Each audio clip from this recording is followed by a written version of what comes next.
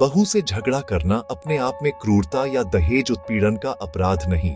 Supreme court ने सोमवार 9 मार्च को दहेज उत्पीड़न के मामले में महिला के सास ससुर के खिलाफ चल रही आपराधिक कार्यवाही रद्द की। कोर्ट ने कहा कि उनके खिलाफ लगाए गए आरोप अस्पष्ट और एक जैसे हैं।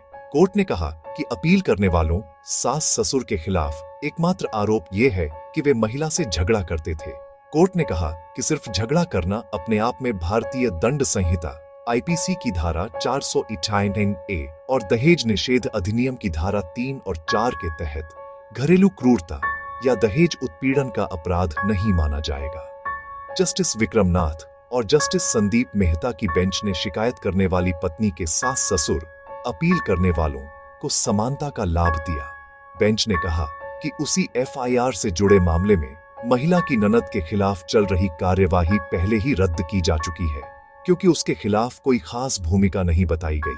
शिकायत करने वाली महिला ने अपनी एफआईआर में आरोप लगाया कि उसके पति, सास ससुर और ननद ने कथित दहेज की मांग को लेकर उसके साथ क्रूरता और उत्पीड़न किया। दहेज की मांग में एक BMW कार और अन्य कीमती सामान शामिल था। शिकायत में लगाए गए आरोपों में से एक यह भी था कि सास ससुर उससे झगड़ा करते थे। जब यह मामला पटना हाई कोर्ट पहुंचा तो कोर्ट ने ननद के खिलाफ चल रही कार्यवाही को इस आधार पर रद्द किया कि उसके खिलाफ लगाए गए आरोप सामान्य और अस्पष्ट प्रकृति के हैं।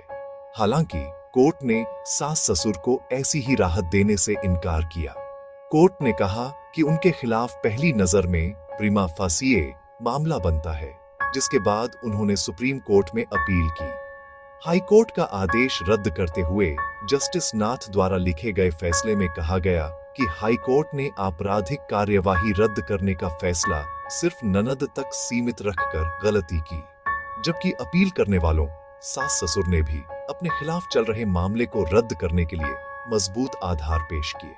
एफआईआर की तुलनात्मक जांच से पता चलता है कि भाभी पर लगाए गए आरोप और मौजूदा अपीलकर्ताओं पर लगाए गए आरोप सभी जरूरी बातों में एक जैसे ही हैं। एफआईआर में किसी भी अपीलकर्ता के लिए कोई खास या जाहिर काम नहीं बताया गया। उनके नाम पर कोई खास तारीख, जगह या अलग अलग काम नहीं बताए गए। मौजूदा अपीलकर्ताओं पर अकेला आरोप जो अलग से लगता है वह यह है कि वे झगड़ा करते थे।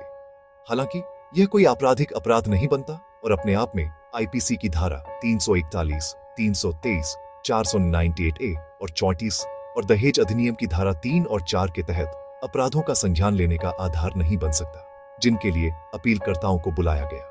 हमारी सोच समझकर बनी राय है कि हाईकोर्ट